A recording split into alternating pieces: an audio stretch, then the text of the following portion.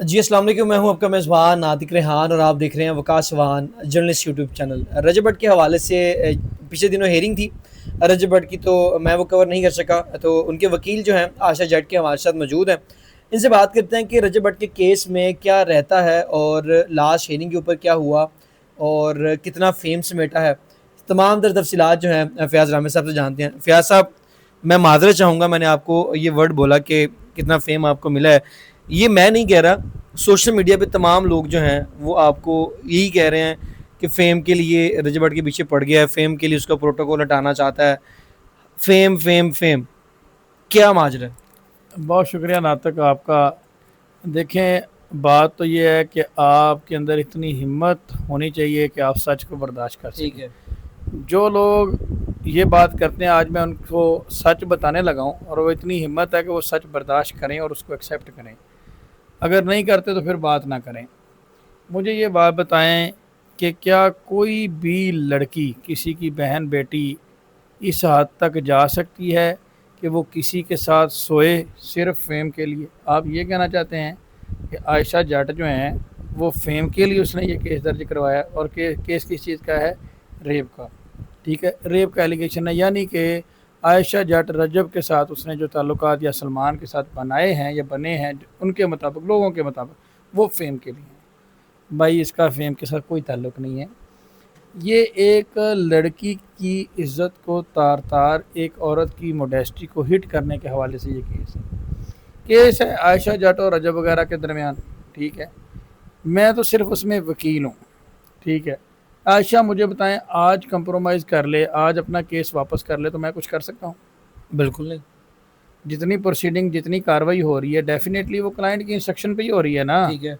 अब मैं सिर्फ, मेरा कसूर क्या है कि मैं अपना काम ईमानदारी से कर रहा हूँ। अब कुछ कहते हैं जी आप अपने साइल को देखें। भाई, मैं अब यहाँ पे कह लें कि मुफ्ती मुनीबुर रहमान तो हूँ नहीं। ठीक है, जिसने इस चीज़ का ज़िम्मा लिया हुआ है कि उसने सबको जनाब ठीक करना है और हम्म। शरई मजहबी एतबार से भी लोगों को दरस काउंसलिंग करनी है। ठीक है। मैं एक वकील हूँ नातिक। मेरे पास ABCD कोई शख्स भी आता है, वो आके मदद की दरख्वास्त करता है, हमारी जो एक प्रोफेशनल फ़ीस होती है वो पे करता है, तो यार ये हमारा काम है। ये अच्छा। व्हाट्सअप भी हमारे पास आते ठीक है, तो बट हमने, साहब। हाँ देखें, हमने उसी तरह से करना था। वैसे वो साहब कहलाने का उनका वो काम तो नहीं है, लेकिन अच्छा। फिर भी अब मेरी तरबियत ऐसी कि मैं उनको साहब ही कहूँगा। ठीक है, फयाज भाई, मुझे ये भी बताइएगा लास्ट शेयरिंग पे क्या हुआ है। और अगर रजब भट्ट की बात करें तो रजब भट्ट की जो केस था उसमें पिछले से पिछली पेशी के ऊपर वो बीमार थे, वो पेश नहीं हुए। इस बार भी वो पेश नहीं हुए, इसकी क्या वजह है? ICL वो जो उनकी क्रिकेट लीग हो रही है वहाँ पे मसरूफियात थी उनकी, या क्या वजूहत थी वो यहाँ पर पेश नहीं हो सके? देखें, ये तो अब मैंने सुना था, accused is the favourite child of the state. जो मुलजम होता है वो स्टेट का लाडला बच्चा होता है। जी, आप कैसे कह सकते हैं? ये हमने लॉ में पढ़ा था, accused is the favourite child of the state. ये एक अच्छा। ना, ये होता है एक एक प्रेसिडेंट है, एक आप कह लें कोटेशन है, लीगल कोटेशन है। ठीक है। उसका मतलब ये होता है कि अक्यूज़ के बहुत सारे राइट होते हैं, लेकिन ये यहाँ पे है ना, प्रैक्टिकली रजब भट्ट लाडला बच्चा ही है। ठीक है। इस सिस्टम का लाडला बच्चा बन चुका है इस वक्त। ठीक है। जो कि टोटल 5 पेशियाँ पड़ी हैं, 2 में से वो गैर हाज़िर है। हम्म। ठीक है, और अदालत भी चाहती है कि यार हम अपने इस लाडले बच्चे को ज़्यादा तकलीफ़ में ना डालें और इसको जल्दी से जल्दी क्लियर कर दें। ठीक है, लाडला जो होता है ना, उसकी जितने भी जुर्म हों, जितनी भी गलतियाँ हों, उसको नज़रअंदाज हो जाती हैं। ठीक है, तो इस वक्त वो ना लाडले बच्चे की मिट्टी पाव वाली पॉलिसी है कि मिट्टी पाओ जी, लाडला है तो कोई बात नहीं। लेकिन बात यह है कि लाडले बच्चे की तरबियत करना भी ज़रूरी है। अच्छा, ठीक है ठीक फयाज है, भाई। अब हमने इस चीज़ का ज़िम्मा उठाया है, हमने एक लीगल एक्शन इसके ऊपर लिया है। कोई भी हो, लीगल प्रोसीजर तो अवेल होना है। बिल्कुल। और मैं देखिए वकील हूँ, मेरा ये काम है। मैं सिर्फ इस बात पे हूँ, जजा दें सज़ा दें वो तो अदालत का इख्तियार है। कम अज़ कम आप जहाँ पे प्रोसीजर से हट के बात करेंगे वहाँ पे हम सवाल अच्छा, उठाएंगे। फयाज भाई, मैं ज़्यादा का टाइम वेस्ट किए बगैर मैं आता हूँ समात के ऊपर। समात में क्या हुआ था? जो ऑर्डर आपके पास अवेलेबल है वो ज़रा पढ़ के बता दें, अदालत ने क्या रिमार्क्स दिए, और क्या अदालत में कुछ इस तरह के भी मामला हुए कि आपको लगा कि यार नहीं, अब केस जो है वो हाथ से निकल रहा है? नहीं, ऐसा कुछ भी नहीं है। केस हाथ से क्या निकलना है। उनके मुताबिक तो पहली डेट पे ये बरी का केस था, हम्म। वो पहली डेट पे बरी होने आए थे, फिर अगली डेट पे, फिर ठीक है। उससे अगली डेट पे, फिर उससे अगली डेट पे। अब मैं तो ये सुन सुन के तंग आ गया हूँ। मैं तो ये पूछूंगा, मुझे बता दें यार कौन सी डेट पे बरी होना है। अच्छा ठीक है। बरी सुन सुन के मेरे कान पक गए हैं। आपने नाते मैं इस सवाल का भी आपको जवाब देता हूँ। अच्छा, अब जो आपने बात की ना, केस हाथ से निकल रहा है, केस तो उनके हाथ से निकल चुका है। अगर ना निकला होता ना तो कभी भी मियाँ अली इशफाक साहब ने खुद नहीं आना था। उन्होंने तो बड़ा ही रिलैक्स वे में इसको लिया हुआ था, बड़ा इजी था। उन्होंने कहा राना मरूफ साहब जा रहे हैं जनाब, इस डेट पे बरी हो जाएंगे। देखा नहीं बरी हुई, अगली डेट पे एप्लीकेशन आ गई। उन्होंने कहा यार ये तो काम और है, 6 ऑफेंस और लग जाने, फिर अगली डेट पे, फिर अगली डेट पे, फिर अगली डेट पे। वो डेटें मैं नहीं डलवा रहा। उन हर तारीख के ऊपर कोई ना कोई डेवलपमेंट हो रही है, कोई ना कोई चीज़ सामने आ रही है कि सर ये 2 नंबरी, ये 2 नंबरी, सर ये 2 नंबरी, जनाब ये मेडिकल देखें, जनाब ये 164 का बयान देखें, जनाब 161 देखें, जनाब साइट प्लान देखें, जनाब जो फ़ोन रीसेट हुआ है वो मैं फ्रांसिक के लिए गया हुआ है, जनाब यूएसबी देखें, जनाब 45 पेजेस ऑफ द चैट देखें जनाब, ठीक है जनाब ये लोकेशन भेज रहा है, जनाब यहाँ पे ये मान रहा है कि हमने फ़ोन डाटा डिलीट किया है, तो जनाब मैं कितना मटेरियल और प्रोवाइड करूँ। ये सारी चीज़ें मैंने अदालत के सामने रखी, दखल रख दी है, ठीक है। और फिर मैंने ऑनरेबल कोर्ट से किया कि जनाब इसका जो भी फैसला करें मेरे आर्गूमेंट लिखें उसमें जनाब, मैं देखता हूँ मेरे आर्गूमेंट लिख के आप किस तरह से अपने ऑर्डर को जस्टिफाई करते हैं। ठीक है। मुलजम की फेवर हो नहीं सकता भाई, फ्रेम होना ही होना है 4, उसके लिए जो मटेरियल चाहिए होता है ना वो सारा हमने अदालत में provide अच्छा कर दिया। फयाज भाई, आप कह रहे हैं कि फर्द जुर्म आयद होगी ही होगी, और दूसरा अदालत की जानिब से क्या कोई ऐसा कुछ कहा गया है कि ये केस बरीयत का है, या जो आपने दरख्वास्त दी थी, जो सेक्शंस वगैरह ऐड करवाने थे आपने, उस पर अदालत ने क्या रिमार्क्स दिए? देखें वो उस एप्लीकेशन के ऊपर हमने बहस कर दी हुई थी, उस पर जो अदालत का ऑर्डर है यही कि जी पार्शल आर्गूमेंट हुए हैं, ठीक है। एप्लीकेशन जब कोई जाती है उस दौरान ये एक एतराज़ सामने आया था कि जी ये प्रोसिक्यूटर साहब की तरफ से फॉरवर्ड नहीं हुई।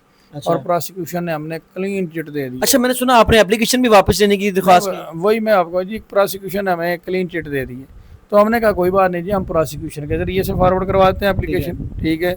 6-17 सेक्शन 6 और 17 के तहत प्रोसिक्यूशन एक्ट के तहत प्रोसिक्यूटर के पास इख्तियार होता है कि वो ऑफेंसेस ऐड करवा सकता है। तो मैंने कहा जी हम प्रोसिक्यूटर को एप्लीकेशन दे देते हैं, इसमें कौन सा, उनके ज़रिए से आपको फॉरवर्ड करवा देते हैं। तो जज साहब ने कहा जी ये आप नहीं कर सकते। क्यों? यही तो बात की मुझे समझ नहीं आई कि क्यों नहीं कर सकते, कि मेरी एप्लीकेशन है, अभी उस एप्लीकेशन के ऊपर कोई डिसीजन नहीं आया, और क्रिमिनल लॉ में कोई रस जुडिकाटा अप्लाई नहीं होता, यानी कोई बार नहीं होती कि आप इस स्टेज पे एप्लीकेशन वापस ले सकते हैं या नहीं ले सकते। At any stage before decision आप एप्लीकेशन वापस ले सकते हैं। इवन सुपीरियर कोर्ट से हमने एप्लीकेशन विड्रॉ की है, और अदालत इस बात के ऊपर किसी को मजबूर नहीं कर सकती कि नहीं नहीं मैंने सुनना ही सुनना है, तुम नहीं ले सकते, तुम्हारी दरख्वास्त है, तुम नहीं वापस ले सकते, इसको रखना है। यहाँ से आप ये अंदाज़ा करें ना कि ये क्या एक रवैया है, ठीक है। कंप्लेनेंट बेचारा कह रहा है सर जी मैंने अपनी दरख्वास्त वापस लेकर, अच्छा आपने फिर उसको फैसला कर दें, इसी ग्राउंड के ऊपर डिसमिस कर दें उसको। आपको लगता है कोई, अगर आप उसका फैसला भी नहीं कर रहे, वापस भी नहीं लेने दे रहे, जो उसमें एक लीगल कमी रह गई है जो टेक्निकल, वो हमें पूरा भी नहीं करने दे रहे, जो कि हमारा राइट है, आप डिसमिस करें, मैं दोबारा प्रोसिक्यूटर के जरिए से आऊँगा।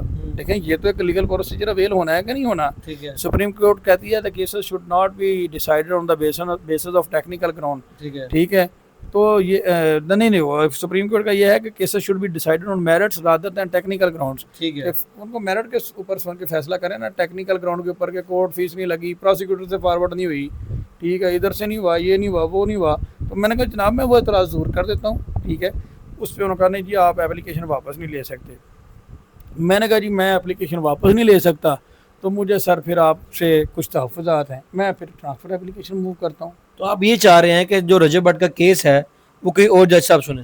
मैं पहले तो नहीं चाहता था, लेकिन अब उनका ये रिमार्क्स देखने के बाद और 5 पेशियों में से 2 दफ़ा अटेंडेंस अलाउ करने के बाद, ठीक है, और 12-12 1-1 बजे तक वेट करने के बाद अदालत 8 बजे खुल जाती है, मुल्ज़म 1 बजे आता है, और जिस तरह से प्रोटोकॉल में आता है और जिस तरह से स्क्वाड में आता है, ये कोर्ट पूरी तरह से इन्फ्लुएंस हो चुकी है। तो मैं चाहता हूँ कि किसी ऐसी अदालत में मेरा केस जो है वो ट्रांसफ़र किया जाए जहाँ पे कोई मुल्ज़म का जो असर रसूख है वो उसके ऊपर असरअंदाज ना हो सके। ठीक है फयाज भाई, मैं आता हूँ प्रोटोकॉल के ऊपर। प्रोटोकॉल वाली क्या कहानी है, और रजब भट्ट के प्रोटोकॉल की समाअत के हवाले से क्या हुआ, ये ज़रा बता दें। प्रोटोकॉल में आप ये देखें कि हाई कोर्ट में वो लास्ट टाइम अपीयर हुए हैं गवर्नमेंट ऑफ पंजाब के जो वकील हैं, ठीक है। उन्होंने कहा जी अभी तक हम ये तयन ही नहीं कर सके कि इनको प्रोटोकॉल मिला कैसे है, उनको पता ही नहीं है कि प्रोटोकॉल किसने दिया है। देख लें कितने मासूम हैं, और रजब कितना लाडला है। फिर लोग कहते हैं जी राम में बात करता है, रामे बेचारा क्या करे, रामे ये ना रोए पीटे तो क्या करे। रामे तो देख रहा है कि बेचारा कितना लाडला है, लाडले के लिए 100 पुलिस एहलकार चले जाते हैं, ठीक है, और डीआईजी साहब को पता ही नहीं है कि ये कैसे चले जाते हैं, कौन सी जगह से ये आ रहे हैं, ठीक है। कल कलाम को वो शायद ये भी कह दें कि ये तो हमारे एहलकार है ही नहीं। तो खैर मुख्तसर बात यह है कि अदालत ने इनको 2 दिन का टाइम दिया है, ठीक है। अब ये 14 मई को अपना जवाब जमा करवाएंगे, ठीक है, और उसके बाद फिर देखेंगे। ठीक है, बहुत शुक्रिया। हमारे साथ फ़याज़ रामे साहब मौजूद थे जिन्होंने तफ़सीलन इस हवाले से गुफ्तगू भी की। अब फ़याज़ रामे की अगर बात करें तो इनका ये कहना है कि जो एडिशनल सेशन जज हैं उनकी तरफ से कुछ इन्हें तहफ़्फ़ुज़ात हैं। ये चाहते हैं कि इनका जो केस है ना रजब भट्ट वाला, ये किसी और अदालत में जो है वो लग जाए जहाँ पर इस केस की समाअत हो जाए। अब अदालत इस पर क्या फ़ैसला करती है, या इनका केस जो है दूसरी अदालत में लगता है या नहीं लगता। और दूसरा प्रोटोकॉल की बात करें तो प्रोटोकॉल के हवाले से लाहौर हाई कोर्ट के अंदर जो दरख्वास्त है वो ज़ेर समाअत है। 14 तारीख को जो सरकारी वकील हैं उनकी जानिब से जवाब जमा करवाया जाएगा कि उसको प्रोटोकॉल किसने दिया, क्यों दिया, कैसे दिया और किसके कहने पे दिया। तमाम तफसीलात जो हैं वो अदालत को बताई जाएंगी। फिर उस पर जो है ना फ़याज़ अहमद साहब क्या उस पर दलाइल देते हैं, अदालत क्या फ़ैसला करती है। मैं जो भी तमाम तफसीलात होंगे आपको बताते रहेंगे। अपने मेज़बान नादिक रिहान को दीजिए इजाज़त। अल्लाह निगहबान।